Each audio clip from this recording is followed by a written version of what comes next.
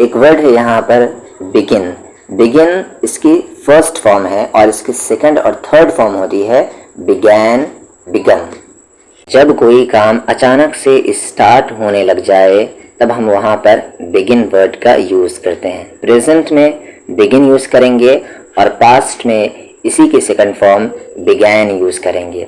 Example के तौर पर यहाँ पर पहले पास्ट का ले कि वो हंसने लगी। ये काम क्या हुआ? अचानक से हुआ। कोई रीज़न ज़रूर होगा, लेकिन ये काम क्या हुआ? अचानक से हुआ। कब हुआ? पास्ट में हुआ। तब यहाँ पर हम बिगैन शब्द का यूज़ करेंगे। राजू रोने लगा। लगा इस शब्द से हिंदी में क्या पता चल रहा है कि ये काम जो रोने का हुआ ये अचानक से स्टार्ट हो गया। वो हाँफने लगा। वो हाँफने लगा, ये काम भी अचानक से स्टार्ट हुआ। वो लोग दौड़ने लगे, ये काम भी स्टार्ट हो गया। तो जब कोई काम स्टार्ट हो जाए अचानक से या ऐसे ही स्टार्ट हो जाए तब हम वहाँ पर बिगिन शब्द का यूज़ करते हैं। प्रेजेंट में और पास्ट में बिगैन का यूज़ करते हैं। एग्जाम्पल के तौर पर पास्ट का लेते हैं क्योंकि वो ज़्यादा यूज़ होता है। वो हंसने लगी, तो सबसे पहले यहाँ पर वो और लगी का आप ट्रांसलेट करें। वो के लिए आप क्या कहेंगे? शी क्यों कहेंगे, ही क्यों नहीं? क्योंकि यहाँ पर एक लड़की की बात हो रही है और लड़की के लिए शी आता है, ही लड़के के लिए आता है। वो, शी, लगी, बिगैन। अब आगे इसको यूज़ कर लें, हंसने, टू लाफ। अब यहाँ पर आप कुछ भी यूज़ कर सकते हैं। शी बिगैन टू रीड, वो पढ़ने लगी। शी बिगैन टू लाफ, वो हंसने लगी। शी बिगैन टू टॉक, वो बात करने लगी। शी बिगैन टू स्पीक, वो बोलने लगी। शी बिगैन टू गो, वो जाने लगी। शी बिगैन टू बीट, वो मारने लगी। तो समझ गए होंगे आप। राजू रोने लगा। सबसे पहले यहाँ पर आप राजू और लगा को करें। राजू की जगह राजू नाम है, राजू बिगैन। अब क्या रोने को हम क्या कहते हैं? To weep. Raju began to weep, Raju रोने लगा। राम हाँफने लगा। राम को और सबसे पहले लगा को करें, राम लगा। Ram began, Ram began. अब हाँफने को हम क्या कहते हैं? पैंट कहते हैं या पैंट। पैंट वो एक, जब इसे हम नाउन की तरह यूज़ करते हैं तो इसका मीनिंग होता है वो जो हम पहनते हैं आमतौर से। लेकिन अगर इसी वर्ड को हम वर्ब में यूज़ करेंगे यानी काम के तौर पर यूज़ करेंगे तो इसका मीनिंग होता है हाँफना।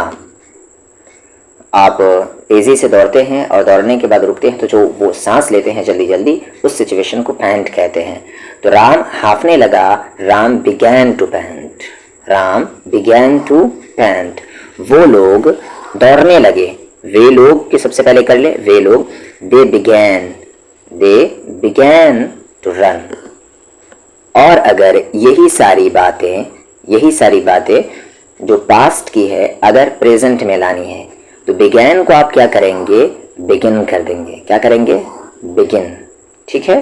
वो हंसने लगी। अगर यहीं पर अगर कहना है कि वो हंसने लगती है तो आप क्या कहेंगे? बिगैन की जगह बिगिन।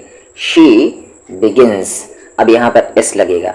यहाँ पर याद रखें थर्ड पर्सन सिंगुलर के साथ एस लगता है। ये सारी चीज़ें बहुत इजी है जो मैं कह रहा हूँ थर्ड पर्सन सिंगुलर के साथ, क्योंकि मैं इस पर डिटेल में वीडियो बना चुका हूँ।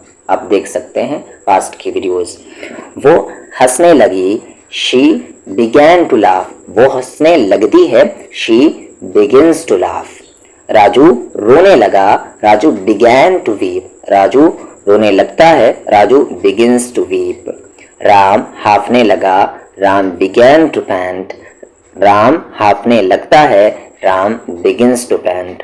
वे लोग दौड़ने लगे। दे बिगैन टू रन, वे लोग दौड़ने लगते हैं। They begin to run. Begins क्यों नहीं कहा? क्योंकि थर्ड पर्सन तो है लेकिन सिंगुलर नहीं है। थर्ड पर्सन सिंगुलर के साथ ही सिर्फ एस या एस आएगा। वे लोग दौड़ने लगे। दे बिगैन टू रन, वे लोग दौड़ने लगते हैं। They begin to run. तुम रोने लगे। You began to weep, you began to weep. तुम रोने लग रहे हो तो यू बिगिन टू वीप। तो मेरे ख्याल से बात समझ में आ गई होगी कि बिगैन का हम कब यूज़ करते हैं? जब कोई काम पास्ट में स्टार्ट हो जाए अचानक से। और बिगिन का हम कब यूज़ करते हैं? जब कोई काम प्रेजेंट में स्टार्ट हो जाए अचानक से।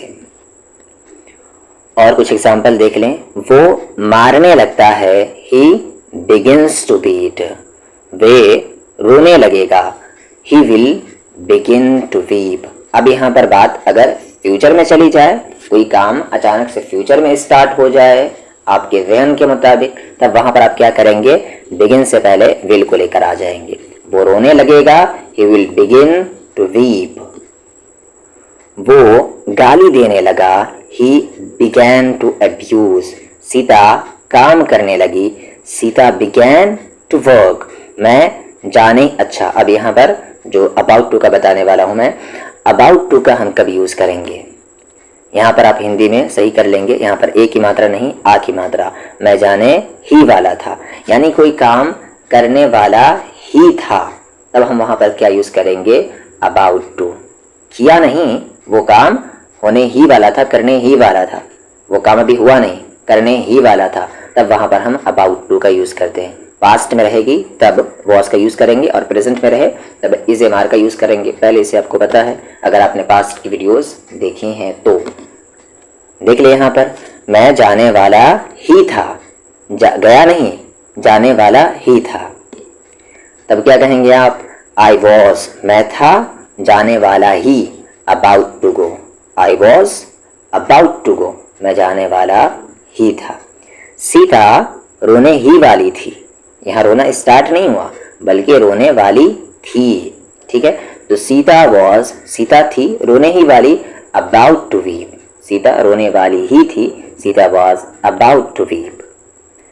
अगर इसी को आप प्रेजेंट में कहना चाहते हैं कि मैं जाने वाला ही हूं, था की जगह हूं, मैं जाने वाला ही हूं, तो आप वॉज को क्या करेंगे, एम कर देंगे। I am about to go, मैं जाने वाला ही हूं। सीता रोने वाली ही है, तो Sita is about to weep.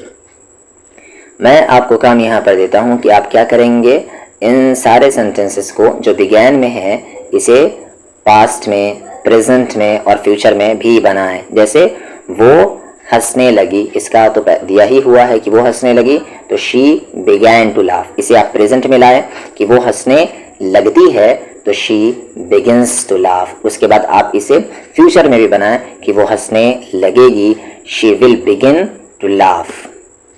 और एक और काम कर लें तो ज़्यादा बेहतर है, आप हिंदी में भी यहाँ पर इसे चेंज करें और आप कहें वो हंसने वाली ही थी। आप क्या कहेंगे, वो हंसने वाली ही थी, और फिर यहाँ पर ट्रांसलेट करें, she was about to laugh. फिर इसे भी आप प्रेजेंट में लेकर आए कि वो हंसने ही वाली है, फिर आप क्या कहेंगे, she is about to laugh. और अगर इसे फ्यूचर में ले जाना चाहते हैं कि वो हंसने ही वाली होगी, तो फिर आप क्या कहेंगे, she will about to laugh.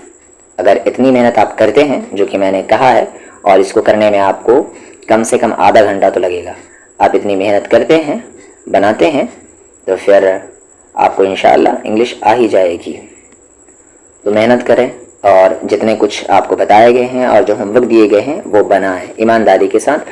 और अगर कहीं पर कन्फ्यूजन हो तो आप पूछ सकते हैं, इंशाअल्लाह मैं आपके सवाल का जवाब ज़रूर दूंगा।